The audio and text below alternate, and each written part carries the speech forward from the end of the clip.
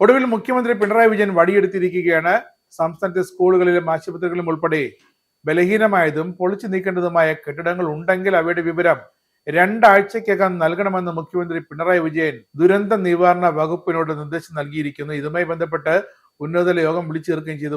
പൊളിച്ചു മാറ്റേണ്ടവ, അറ്റകുറ്റപ്പണികൾ വേണ്ടവ എന്നിവ വേർതിരിച്ച് തന്നെ നൽകണം. അവധി ദിവസങ്ങൾക്ക് മുൻഗണന നൽകി വേണം സ്കൂൾ കെട്ടിടങ്ങൾ പൊളിക്കാൻ.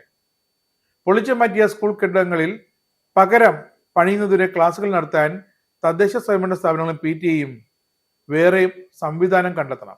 അൺഎയ്ഡഡ് സ്കൂൾ കെട്ടിടങ്ങളുടെയും സുരക്ഷാ പരിശോധന ഇതോടൊപ്പം കൃത്യമായി നടത്താൻ മുഖ്യമന്ത്രി നിർദ്ദേശം നൽകിയിട്ടുണ്ട്.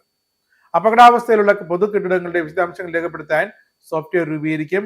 ഇലക്ട്രിക് കാര്യങ്ങൾ പരിശോധിക്കാൻ ചീഫ് ഇലക്ട്രിക്കൽ ഓഫീസർ, തദ്ദേശ സ്വയംഭരണം, പൊതുമരാമത്ത് വകുപ്പ് ഇലക്ട്രിക് എഞ്ചിനീയർമാർ ചേർന്ന പരിശോധനാ സംവിധാനം ഏർപ്പെടുത്തണമെന്നും മുഖ്യമന്ത്രി നിർദ്ദേശിച്ചിട്ടുണ്ട്. മന്ത്രിമാരായ K Rajan, KN Balagopal, PA Muhammad Riyas, മന്ത്രി V ശിവൻകുട്ടി, വീണ ജോർജ്, പിന്നെ ചീഫ് സെക്രട്ടറി ഡോക്ടർ AG ഇതിലേക്ക് അടക്കമുള്ള ഉദ്യോഗസ്ഥരും ജില്ലാ കളക്ടർമാരും ഒക്കെ മുഖ്യമന്ത്രി വിളിച്ചു ചേർത്ത യോഗത്തിൽ പങ്കെടുത്തു.